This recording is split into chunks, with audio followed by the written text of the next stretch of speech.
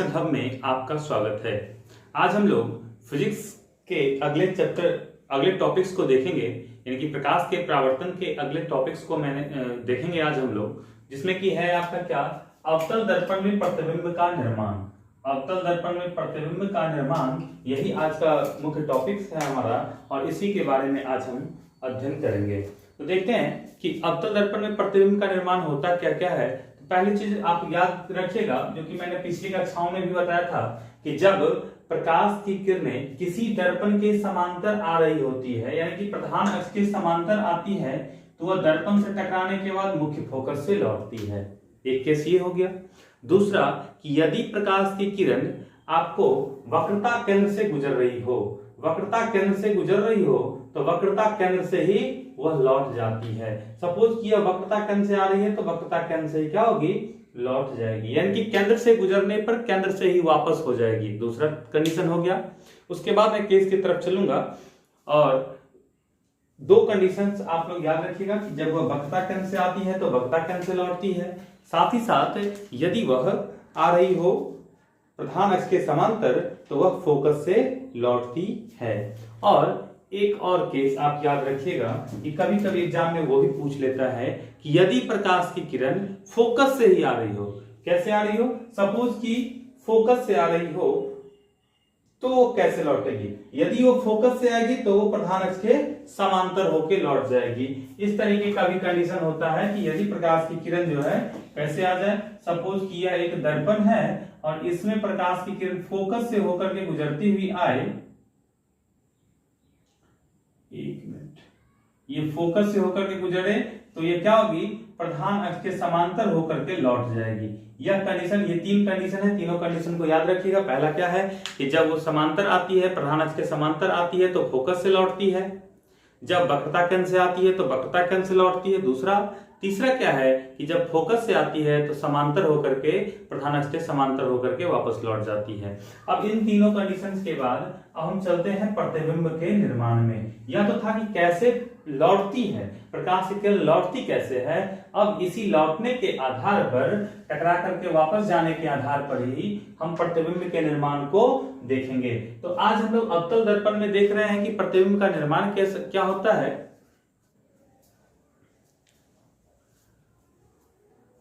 माफी चाहता हूं, लाइट के अवरुद्ध हो जाने के कारण थोड़ा सा प्रॉब्लम आ गया था।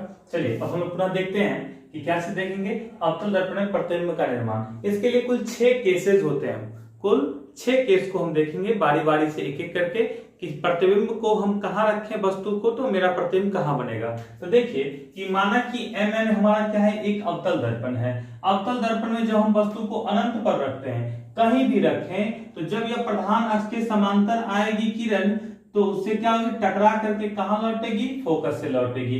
यानी कि जब वस्तु हमारा अनंत पे होता है, कहां होता है वस्तु, अनंत पे, तो उसका प्रतिबिंब कहां बनता है, आपका फोकस पे बनता है। और फोकस पे बना, दर्पण के मुंह के सामने बना, यानी कि दर्पण का जो परावर्तक सतह, इसके सामने बनने वाले प्रतिबिंब वास्तविक, इसके पीछे बनने वाले प्रतिबिंब काल्पनिक होते हैं। तो दर्पण के ये क्या हो रहा है, दर्पण के जस्ट सामने प्रतिबिंब बन रहा है, अर्थात कैसा प्रतिबिंब बनेगा, वास्तविक बनेगा। और एक चीज और याद रखिएगा कि वास्तविक प्रतिबिंब जो भी होता है वह उल्टा होता है। वास्तविक प्रतिबिंब हमेशा क्या होता है, उल्टा होता है। तो देखिए तो कैसे बनेगा, फोकस पे बन रहा है, प्रतिबिंब फोकस पे बन रहा है, वास्तविक बन रहा है, उल्टा बन रहा है, तथा वस्तु से बहुत ही छोटा बनता है। कैसे, ऐसे भी आप याद रखने के लिए देख सकते हैं कि जब हम आईने को फेस के करीब लाते हैं तो हमारा प्रतिबिंब बढ़ते जाता है, जब हम आईने को फेस से दूर ले जाते हैं तो हमारा चेहरा छोटे होते जाता है। उसी आधार पर यहाँ भी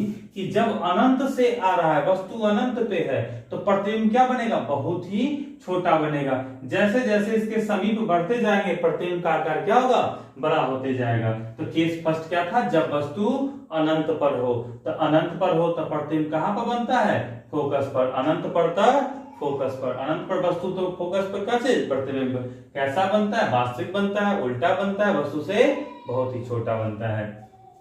चलिए अब हम लोग दूसरा केस देखते हैं कि जब वस्तु अनंत और वक्रता केंद्र के बीच हो। अब कहाँ हो? अनंत और वक्रता केंद्र के बीच। मान लीजिए कि इधर कहीं अनंत था और अनंत और वक्रता केंद्र सी से वक्रता केंद्र सेंटर ऑफ कर्वेचर वक्रता केंद्र के बीच हमने एक वस्तु लिया AB। तो अब देखिए AB का प्रतिबिंब कहाँ बनता है? तो AB का प्रतिबिंब जो बन रहा है, देखिए कि जब यह प्रधान अक्ष से आएगा तो फोकस से लौटेगा, फोकस से लौट रहा है ना। ये जो किरण है आने वाली किरण, ये लौटने वाली किरण, तो प्रधान अक्ष के समांतर आ रहा है और लौट कहां से रहा है आपका? फोकस से लौट रहा है। और सी से गया, सी से वापस आ गया, इनकी सी से यदि जाएगा तो सी से ही वापस आ जाएगा। तो अब देखिए तो कहाँ कटान बिंदु कहाँ हो रहा है? दोनों का कटान बिंदु सी एवं एफ के बीच, सी एवं एफ के बीच, यानी कि वक्रता केंद्र और फोकस के बीच बनता है। तो देखिए प्रतिबिंब की प्रकृति कैसी हो जाएगी? फोकस और वक्रता केंद्र के बीच बनेगी। कहाँ बनेगी? फोकस और वक्रता केंद्र के बीच बनती है, वास्तविक बनता है एकदम दर्पण के सामने तो वास्तविक। और वास्तविक प्रतिबिंब हमेशा कैसे? उल्टा बनता है। अगर इसके ऊपर बनेगा प्रधान अक्ष के ऊपर तो सीधा, प्रधान अक्ष के नीचे तो उल्टा।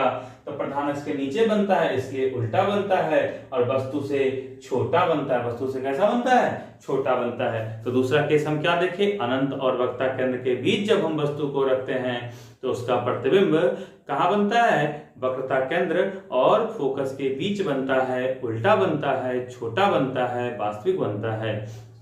चलिए अब हम लोग आगे चलते हैं। तीसरा क्या कंडीशन लेते हैं हम? अब देखिए धीरे धीरे हम अनंत पे थे पहले, अब अनंत और सी के बीच आए। अब अगला कंडीशन हम कहाँ लेंगे? सी पर पहुंचेंगे। तो अगला कंडीशन है जब वस्तु वक्रता केंद्र पर हो। कहां पर हो? वक्रता केंद्र पर हो, अर्थात सी पर को ही वस्तु को रख दिए। जब वस्तु सी पर होगा तो कहां से लौट गया? सी से प्रकाश चला ना प्रधान अक्ष के समांतर, और यह पुनः लौट गया फोकस से, यहां से भी चला और ये क्या हो गया? लौट गया वापस। अर्थात सी से चला, सी से ही वापस, सी से चला और सी से ही वापस। तो जहां वस्तु वही प्रतिबिंब बन गया, इनकी सेम आकार का बनेगा, समान आकार का बनेगा, उल्टा बनेगा, वास्तविक बनेगा। तो देखिएगा प्रतिबिंब कहाँ बनता है? प्रतिबिंब वक्रता केंद्र पर बनता है, वास्तविक बनता है, उल्टा बनता है एवं वस्तु के बराबर बनता है। कैसा बनता है? प्रतिबिंब वस्तु के बराबर बनता है, उल्टा बनता है और वक्रता केंद्र पर बनता है। इनकी अर्थात यदि वस्तु वक्रता केंद्र पर हो तो प्रतिबिंब कहाँ बनेगा? वक्रता केंद्र पर बनेगा, उल्टा बनेगा, वास्तविक बनेगा और वस्तु के बराबर बनता है। अब हम लोग चलते हैं केस 4 में। चौथा केस क्या करता है? चौथा कंडीशन कहता है कि जब वस्तु C एवं F के बीच, अभी तक हमने C तक पहुंचा था, अब C एवं F के बीच में वस्तु रख रहे हैं, थोड़ा सा और आगे बढ़ रहे हैं। तो देखिएगा अब हमने AB वस्तु लिया, AB अब प्रधान अक्ष के समांतर है ये किरण, तो ये जाएगी टकरा करके कहां से लौट रही है? फोकस से लौट रही है। अब देखो C से गुजारेंगे जब हम किरण, तो C से गुजारेंगे तो C से ही लौट जाएगा, तो C से ही लौटा, अर्थात ये दोनों जहां मिलेगी वहीं जाकर के कटान बिंदु पर ही क्या बनेगा? आपका इमेज का फॉर्मेशन होगा। अर्थात A डैश B डैश आपका क्या बन रहा है? इमेज बन रहा है। देखिए वस्तु से क्या बन रहा है? बड़ा, वस्तु से बड़ा, लेकिन उल्टा बन रहा है। कहां बन रहा है? तो C के पीछे, अर्थात C और अनंत के बीच बन रहा है। तो इस तरीके से हम कह सकते हैं कि जब वस्तु वक्रता केंद्र और फोकस के बीच हो तो प्रतिबिंब C एवं अनंत के बीच, C यानी कि क्या चीज? वक्रता केंद्र और अनंत के बीच बनता है। कैसा बन रहा है? दर्पण के सामने है तो वास्तविक बन रहा है, उल्टा बन रहा है और वस्तु से बड़ा बन रहा है। अर्थात एक बार फिर से, जब वस्तु C एवं F के बीच हो तब प्रतिबिंब कैसे बनता है? C एवं अनंत के बीच बनता है, वास्तविक बनता है, उल्टा बनता है, वस्तु से बड़ा बनता है। चलिए अब पांचवा कंडीशन हम देखते हैं। जब वस्तु कहां हो? फोकस पर हो। अब देखिए अभी तक हमने यहां पहुंचा था, अब थोड़ा सा और आगे बढ़े, फोकस पे जब हम पहुंच जाएंगे, तो जब वस्तु फोकस पे होगा तब प्रतिबिंब कहां बनेगा? अर्थात फोकस पर होने के कारण उसका प्रतिबिंब कहां बनेगा? अनंत पर। क्यों? क्योंकि ये प्रधान अक्ष के समांतर आई, फोकस से लौट गई, और जब C से चला तो C से ही लौटा, अर्थात दोनों हमेशा हमेशा क्या रहेगा? समांतर रहेगा। समांतर होने के कारण ये इसमें कभी मेल नहीं होगा। जब मेल नहीं होगा तो प्रतिबिंब कहाँ बनेगा? इसका कोई अता पता नहीं है। अर्थात यह बहुत दूर पे जाके कहीं ना कहीं मिलता हुआ प्रतीत होगा, इसलिए इसका प्रतिबिंब क्या होता है? बहुत बड़ा बनता है, बड़ा बनता है और अनंत पर बनता है। कहाँ बनता है? अनंत पर बनता है और बड़ा बनता है, अनंत पर बनता है और बड़ा बनता है। चलिए, तो अब क्या होगा कि जब वस्तु फोकस पर हो तब प्रकृति क्या है? प्रतिबिंब अनंत पर बनता है, वास्तविक बनता है, उल्टा बनता है एवं बड़ा बनता है। अगला देखेंगे हम केस, छठा केस क्या कहता है? जब वस्तु F एवं P के बीच हो, फोकस और ध्रुव के बीच। अब देखिए, तो अभी तक हमने फोकस पे पहुंचा था, अब थोड़ा सा और क्या करेंगे? मान लीजिए कि ये आईना है, आईना के सामने हम क्या रख रहे हैं? मान लीजिए कि ये आईना है और इसके सामने धीरे धीरे वस्तु को क्या ले जा रहे हैं? आगे ले जा रहे हैं। अब फोकस के बीच में हम कर दिए इस वस्तु को, तब जाकर के इसका प्रतिबिंब कहाँ बनेगा, इसकी बात अब करते हैं। चलिए, जब इस तरीके का कंडीशन होता है कि फोकस के बीच चला जाता है, फोकस और ध्रुव के बीच चला जाता है, तो दर्पण कहाँ चला जाता है? पीछे, दर्पण के पीछे उसका प्रतिबिंब बन जाता है। अर्थात जब प्रतिबिंब दर्पण के पीछे, देखिए तो ये कहीं ना कहीं पीछे बढ़ाएंगे तो पीछे मिलता हुआ प्रतीत होगा। पीछे क्या होगा? थोड़ा थोड़ा बढ़ाए तो हमको मिलता हुआ प्रतीत हो रहा था, अर्थात जहां मिल रहा है वहीं पे क्या हो रहा है? प्रतिबिंब का निर्माण हो रहा है। अर्थात प्रतिबिंब दर्पण के पीछे बनता है, काल्पनिक बनता है, सीधा बनता है एवं वस्तु से बहुत बड़ा बनता है। प्रतिबिंब कहाँ बन रहा है? दर्पण के पीछे बन रहा है, काल्पनिक बन रहा है। दर्पण के पीछे अर्थात काल्पनिक, काल्पनिक बनेगा तो सीधा। ऐसे भी देख सकते हैं आप, हम क्या बोले थे? प्रधान अक्ष के ऊपर जो भी प्रतिबिंब बनेगा सीधा बनेगा, नीचे बनेगा तो उल्टा बनेगा। तो प्रधान अक्ष के ऊपर बन रहा है तो सीधा बन रहा है, और क्या बन रहा है? बहुत बड़ा बनता है। अर्थात हम कह सकते हैं कि जब वस्तु P एवं F के बीच हो तो उसका प्रतिबिंब कहाँ बनता है? दर्पण के पीछे बनता है, बहुत बड़ा बनता है। अब याद रखने के लिए हम छोटे से कंडीशंस को हम याद रखने के लिए यहाँ पर लिख दें। देखिए, इस बॉक्स में हम याद रखने के लिए आपको लिख रहे हैं। तो याद रखने के लिए, जब अनंत पे हो, इधर वस्तु लिख रहे हैं, इधर प्रतिबिंब लिख रहे हैं, बिंब केवल लिख देते हैं, बिंब। चलिए, अब देखिए, जब वस्तु कहाँ हो आपका? अनंत पे हो, तो प्रतिबिंब कहाँ बनेगा? फोकस पर। जब वस्तु अनंत पर तो प्रतिबिंब फोकस पर। और जब वस्तु फोकस पर, देखिए जब वस्तु फोकस पर तो प्रतिबिंब कहाँ पर? अनंत पर। तो जब वस्तु फोकस पर तो प्रतिबिंब अनंत पर। यानी कि दोनों वाइस वर्सा है कि अनंत पर रखेंगे तो फोकस पर, फोकस पर रखे तो अनंत पर। अनंत पर वस्तु तो फोकस पर प्रतिबिंब, फोकस पर वस्तु तो अनंत पर प्रतिबिंब। याद हुआ? अनंत पर तो फोकस पर, फोकस पर तो अनंत पर, अनंत पर तो फोकस पर, फोकस पर तो अनंत पर। अगला देखिएगा, अब हम क्या कर रहे हैं? अनंत एवं C के बीच, अनंत और C के बीच जब हम रखेंगे तब प्रतिबिंब कहां बनेगा आपका? F एवं C के बीच, F एवं C के बीच। जब देखिए यहाँ पर, जब अनंत और वक्ता केंद्र के बीच रखते हैं तो F और C के बीच बन रहा है यहाँ।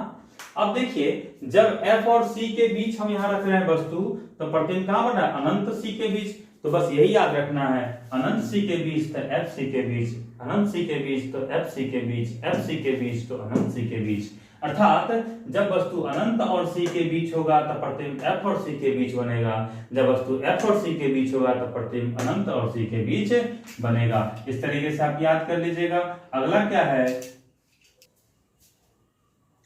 चलिए आगे देखिएगा, जब हम C पे रखते हैं तो प्रतिबिंब हमारा क्या बनता है? C पर। C पर तो C पर, C पर तो C पर। और अगला कंडीशन एक होता है, अनंत और फोकस के, ध्रुव और फोकस के P एंड F के बीच, तो दर्पण के पीछे, दर्पण के पीछे। याद रहेगा?